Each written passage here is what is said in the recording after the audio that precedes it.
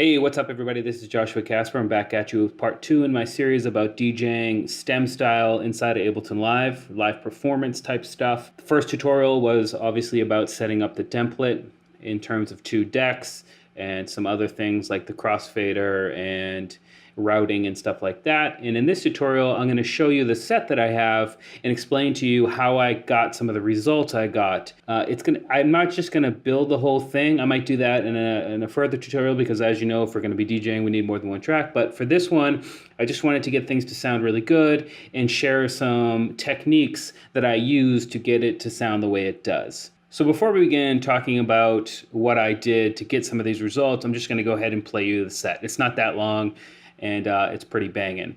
I also want to give a shout out to Single Makers who supplied me with the pack that I'm using as most of the bulk for this live set. Again, the places to find stems are like places like remix competitions. Obviously the goal is to make your own music and then use your own stems to do it, but not everybody is that far along in the process of music production, but they really want to get into this live DJing stuff. I highly suggest sample packs, and Single Makers has really high quality stem style packs available, like this one right here. This is from the Skrillex pack. If I come down here, Skrillex dubstep.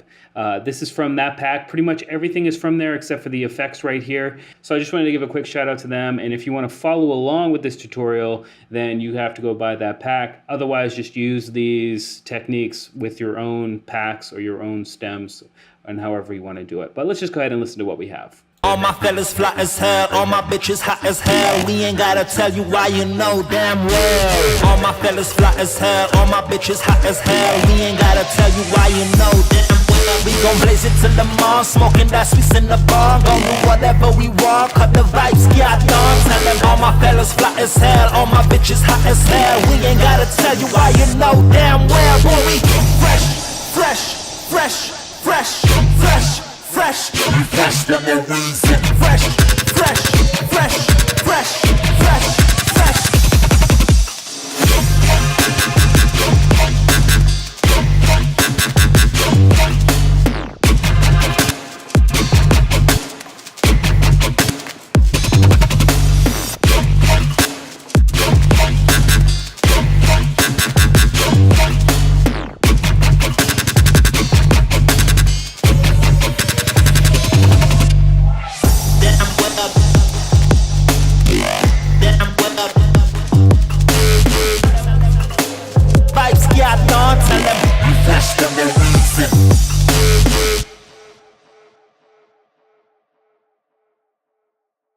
Okay, so that's the set. As you can see, it's fairly involved, and the really cool thing about Ableton Live is you can make some things more involved. It depends on how much you really want to be doing live. Obviously, that little bit of chance that something might go wrong gives you adrenaline. It also makes you feel like you're doing more. And then some things you want to just leave automated because it's too tricky or something like that. For this particular demonstration, I'm only using the mouse, so I really kind of automated some things differently than I would have if I had my APC 40 broken out and some of the other controllers that I use. But for simplicity's sake, I figured I'd set some things up so I could just use this set with the mouse, and then I could walk you through some of the things that I had to do to get it to the point where I could just use the mouse. So the first thing is this vocal right here, which is 16 bars long, and I like to use these full scene trigger buttons over here because it's simpler, and then I can concentrate on effects and soloing and muting certain things. And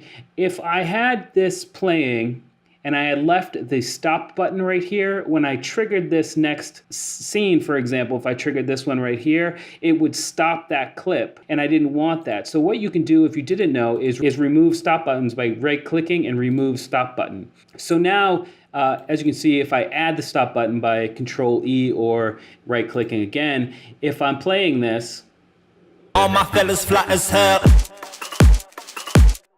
it stops the clip. But if I remove that stop button, all my fellas fly as hell, all my bitches hot as hell. We ain't gotta tell you why. As you can see, that's very beneficial, especially with things like vocals. Sometimes you just want that full vocal just to ride out all by itself, and you want to be concentrating on the music aspect of things. It's a really good idea just to remove those stop buttons, right? Another thing too is this little build up real quick. It didn't come with the pack. I had to make it, and it's really kind of crappy if you need to, go open a separate set or something like that and then do it. So the way I do it is I just take the clip I want to use, and if you click and drag over to this, it will change the view, and then you come in and you make whatever arrangement you want to make, something like this. This is exactly what I did, like this, and then I guess one more, and I'd leave it like there or something. And if you click right here, you'll be able to audition it.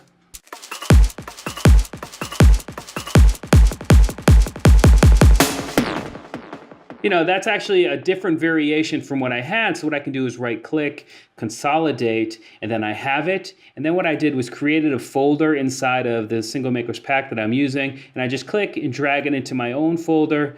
And boom, it's going to save everything. But what it's really going to do, and what's important, is it's going to save the actual audio file. So when I go back, I got to erase this. When I come back into here, let's say I want that fill to go right here, I can just drag it in and use it inside of the arrangement view, or the session view, sorry. So that's what I did there. Also, what I did was duplicate that fill here, but I wanted it to be just at the end of an 8-bar loop. So right here, I have an 8-bar loop on the vocal. So I wanted this 4-bar loop to be extended to 8 bars. So what I did was just turned the loop on, turned it up to 8 bars, and then moved the play cursor to the right. And then now I have silence here, and then it will just come in right at the end, which is what I wanted. Some more clip automation type stuff for that build up. I didn't want that bass subby thing to be coming in a lot. I just wanted to kind of repeat every 2 bars, just that first hit. So again, I changed the loop length and came into clip automation and automated the volume to just dip down. And if we solo it, so that's really helpful, right? Clip automation is going to be really helpful, especially if you want some sort of variation. So I went from, if we solo this,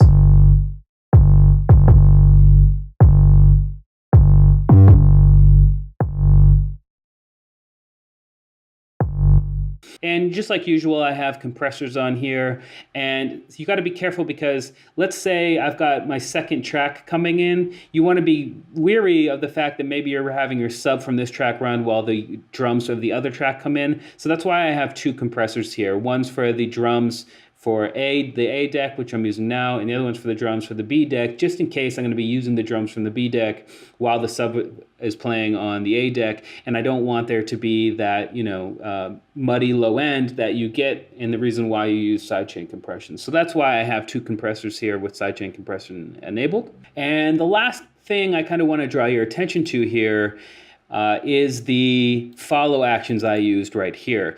So these are just, again, some standard effects vocal stabs that came from the pack. And what I did is I wanted this one to play twice, then this one to play once, and this one to play once, all in the span of 8 bars. So the way to do that is using follow actions. So that's in the launch panel down here. If you don't see the launch panel, you just hit that L. As you can see, there's something called follow action right here. So for this first one, I wanted it to loop twice. So the loop length is actually 2 bars, but like I said, I wanted to loop twice, so I turned the follow action to 4 here. And then I want to go to the next clip, so from here to here, and that's it. So if I click this, you'll see that the second one starts blinking, and that means there's a follow action applied that will happen in the amount of time that I've specified in the launch window.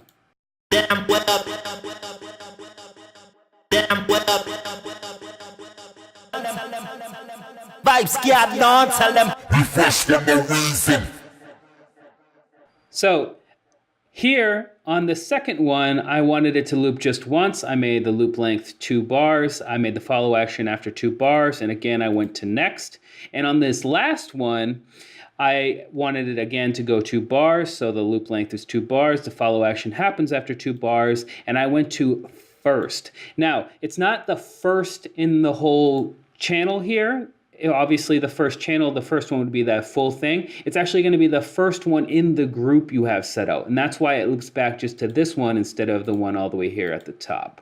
And as you can see, there is actually quite a few options that we can have, and we'll go into some of these other ones in future videos, like some of the any and other. Those are really cool for getting glitchy type sounds that really kind of add character to things like synths or bass, especially in glitch hop and dubstep and things like that. There's also no action, which is just going to have it loop if it's looped, or stop, which will just have it stop after it's done however many loops you want. So if you want something to loop for 8 bars and then shut off, you would just set up the following action and turn it to stop, and that way it would stop by itself instead of just continuing to loop over and over again. So that's pretty much what I wanted to talk about in this tutorial: removing stop buttons, clip automation, how to get some of these variations real quickly without having to close the set and open another one, and touching on follow actions.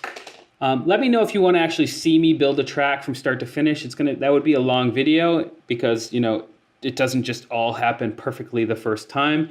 I mean, this took me, 20 minutes to make. So if you want to see something like that, I'm perfectly willing to do it. But if you just rather get the information to do stuff like this, then I'm totally cool with that too. But let me know what you're thinking, and we'll try to make it work for everybody. Anyway, I hope you learned something. We'll see you next time.